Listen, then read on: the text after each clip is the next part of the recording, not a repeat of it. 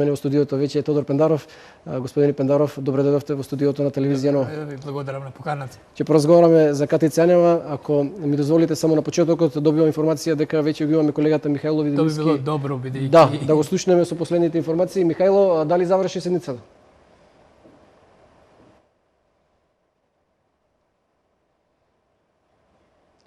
Михајло, се надевам дека ме слушаш. Дали заврши седницата и каков е незиниот исход? Гоце така е, заврши расправата во рамки на Комисијата за политички систем пред неколку минути, ќе продолжи утре во 11 часот, инаку нели понапредно што имавме изјавата од специјалната обвинителка дека останува дека не го признава на легитимитетот на собранието бидејќи има сомнение за изборни нерегуларности во периодот од 2011 до 2013 година. Јанева повторно повара збор, значи да одговори на дел од прашањата кои што во меѓувреме и ги поставија револтираните пратеници од владеачкото мнозинство во однос на таа изјава. Јанева рече дека не го негираме парламентот, но имаме основано сомнение за изборни нерегуларности. Исто така во рамки на тој одговор таа дополни и дека во однос на прибавените незаконски прислушувани разговори, рече дека не може да даде наредба за некој да достави незаконски прислушани разговори. Има основано сомнение и затоа се отворени истраги. Сепак Јанева Гоце уште еднаш апелираше до пратениците да ги донесат оние измени на законот за специјално јавно обвинителство, членот 22 за пролонгирање на нејзината работа, бидејќи рече тоа е неопходно за да може докрај да ја заврши својата работа. Расправата заврши, како што кажа, продолжува и утре.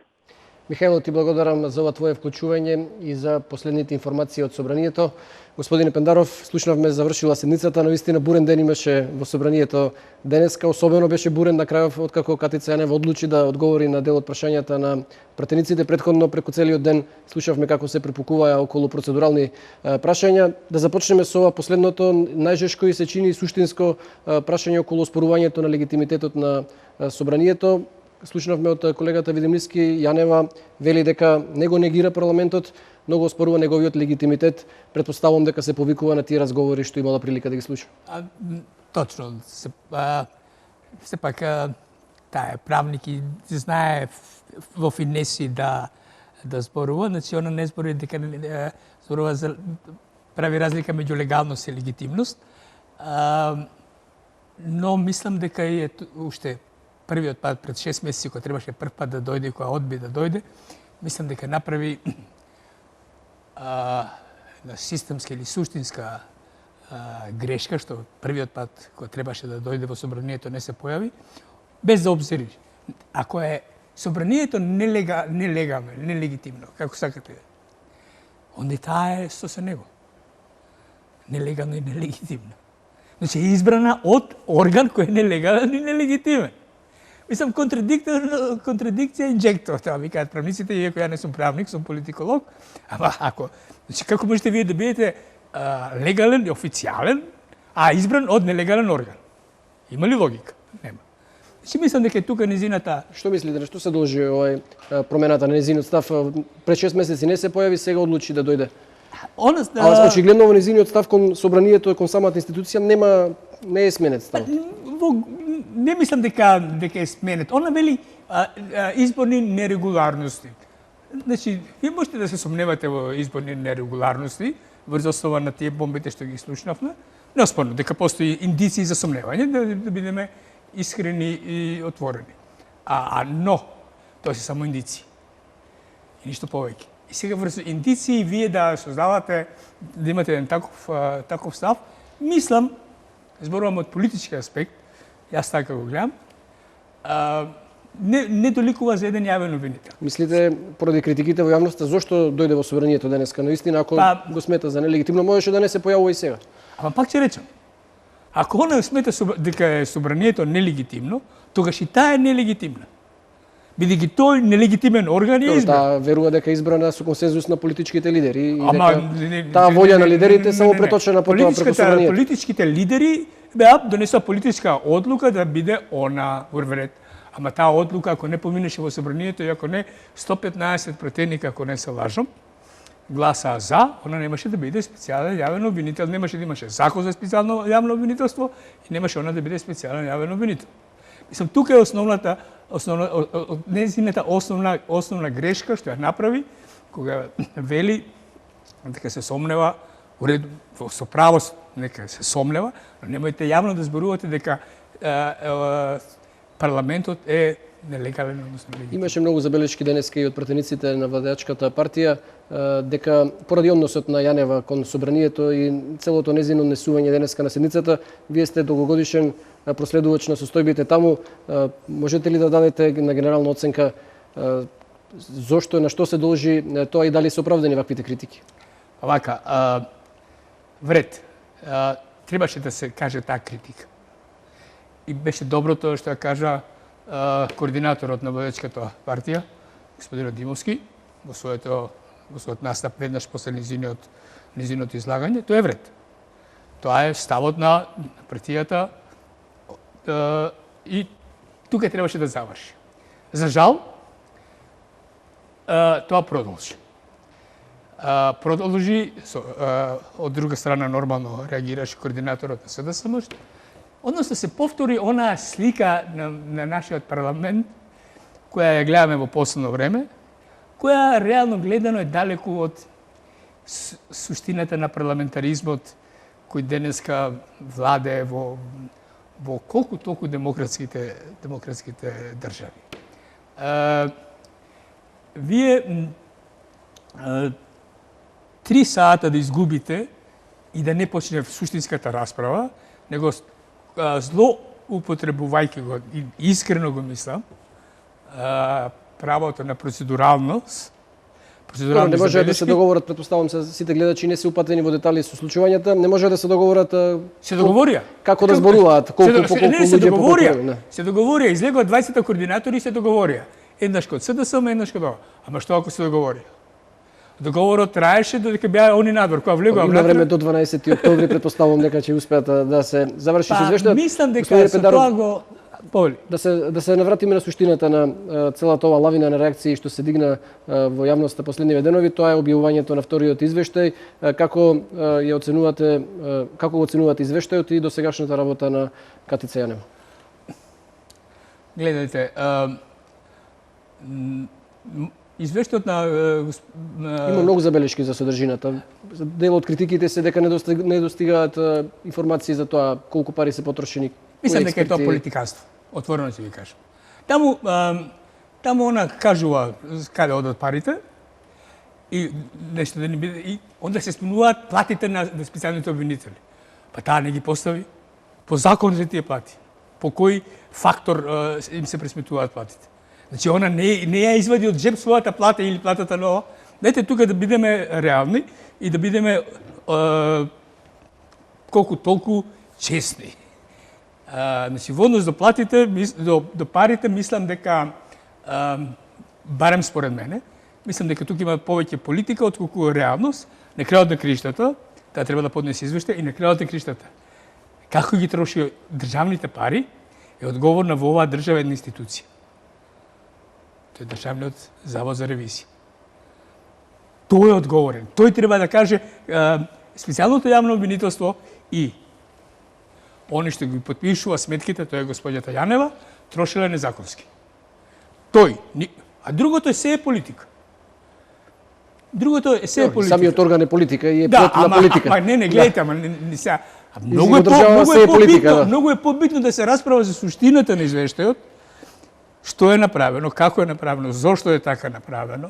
Например, уште една контрадикција. И со право некој ја забележа денес. Вие се сеќавате, за прво имаше, кога се формираше, имаше тепачка, ова символички го велам, околу колку јавни нејзини помошници треба. Па се договорија за некој број, па го доби тој број, па потоа она врати двајца, односно 2 дами врати назад. Сега, вели, во самиот извештај вели дека од обимниот материјал они се малку, плюс немало услови, ништо не направиле. Односно, колку имаме 2 формирани обвиненија, на другото се е во предистражна предистражна постапка. Бара Јанева 3 измени на закони, претпоставувам дека нема време до 12 октомври да се донесат, дури да има некаква Па сега волја. ќе кажам една херетичка мисла. Ако не се донесат законите, Не, дали е алиби неизино за... ако не се донесат тие Истрагите закони, гледайте, да имате 500.000 материјали, она денеска оперираше со 500.000 фајлови, навистина тие луѓе таму не може да ги преслушаат. Секој ден до ползате да слушате, тешко ќе можете си да ги преслушате. Тоа е една работа. Никој од нас не знае што работат оние внатре и добро што не знаат, не се знае. Тоа е во ниедно јавно обвинителство во светот, вие не знаете што работат внатре. Значи тоа не е проблем. Но сега ќе една херетичка мисла ми паѓа на глава, на памет кога ја спомнав ова до 11. Ако тоа не се случи, ја мислам дека нема да имаме избори. Тоа ќе биде одличен адут на опозицијата, барем тоа моје мислење, може би грешам душа, дека оди на моја душа, дека нема да не излезат на избори. И што ќе не се случи? Повторно, не знам по кој пат ќе не се повторува тоа, одлагање на изборите. Ако за жал,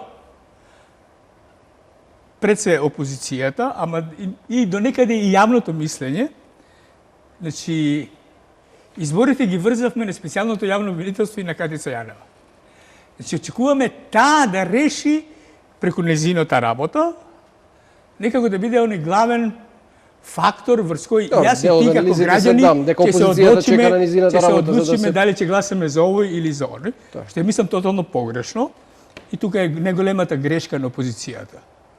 Ако се сеќавате на почеток, они бараа политичка разрешница со оставка на владата, или не знам уште што беше, имаше некои работи кои беа на место, но повеќето беа политикански, па потоа ако не успеа тоа, бараа на правна разрешница и ние така се вртиме у круг, поминува време, се случуваат околу нас еден куп многу поважни работи од интервјуто или извештајот на Катица Јанева, многу поважни работи кои може да бидат многу лоши за регионот, а со тоа и за нас. Кај нас за тоа не се зборува. Да почнеме од референдум. Додека не заврши ова политичка криза и додека не се случат изборите, дека ќе биде така. На крајот го споменавте интервјуто, вие сте долгогодишен новинар. Каква е вашата оценка? Предизвика стварно бурни реакции во јавноста. Вака, две работи. Јас го гледав, ајде да речам во наводи, двете интервјуа. Значи, она што беше официјално и формално на Македонската радио телевизија и нека ми опрости колешката што го правеше интервјуто и воопшто уредувачката политика на МТВ, интервјуто беше поише него бледо. На крајот на гриштата, ова не за тоа што си ти карши мене и ти имаш правено интервјуа, во кој не со Јанева. Не со Јанева, со други. И добро знаеш како да се направи едно интервју треба да си добро подготвен. Прво, мислите вината е кај новинарката или не, кај двајцата? За Јанева, значи прво кај новинарката за тоа што знаете што, ова е реално земено прво интервју со јавен обвинител. До сега немало кај нас, колку што јас се сеќавам. Немало ни во бившиот режим, немало ни во овој. Ви треба да бидете добро подготвени затоа што тоа е благородна тема, имајќи во превед целата општествена состојба во која се наоѓа и она што викаме ние новинарите, сега да се вратам на својата основна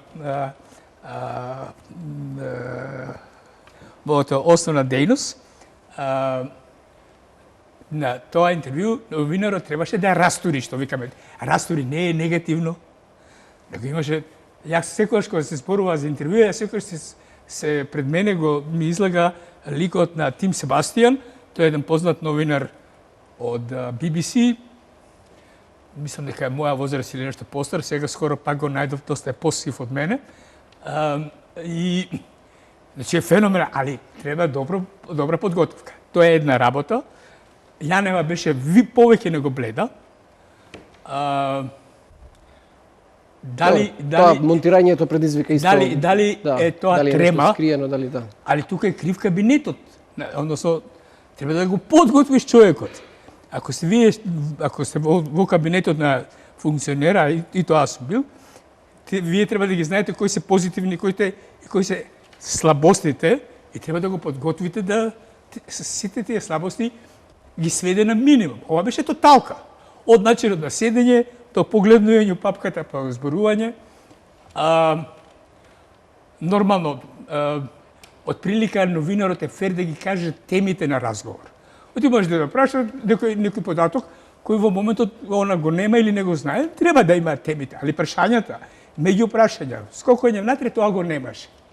Значи, интервјуто беше најблагоречено бледо. Ова е најблагоречено и сепак имам обзир до колешката.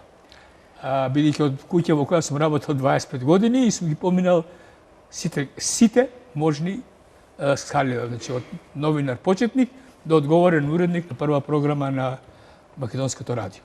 Значи, ги знам, добро работите. Тоа е една работа. Што се однесува до она што потоа се случи со сировиот материјал, тука ја покажува она што повеќе пати го тврдам, бедата на македонскиот медиумски простор и воопшто, ајде да не бидам многу критичен, и на новинарите. Односно на партизацијата што владее во медиумите, не е проблем да сте вие лево или десно ориентиран. Проблем е да ги почитувате стандардите. А стандардите се сировиот материјал. Не смете да го давате на туѓ медиум. Второ, станува збор за јавен сервис. Мислам, тоа е... Имаше две соопштенија од МТВ вчера и се извинија, да, едното дека не била добра координацијата. Мислам, да, што ми гале мене за координацијата што тие ја немале. И кажи дадат оставки ако не прават. Дека со новото уредништво дека настанало одредено. И да разбираме, господин Пендаров, брзо ни поминува времето. Ви благодарам многу за учеството во ова моја емисија која нарековме 120 минути. Ви благодарам уште еднаш. Благодарам и на вас за поканата. Да, почитувани, ја следите 120 минути со мене. Тоа беше господинот Тодор Пендаров, македонски колумнист и поранешен новинар. А сега во продолжение да погледнеме прилогот на колешката Јана Јосифовска токму за последните реакции и коментари околу интервјуто на КТЦ Јанева.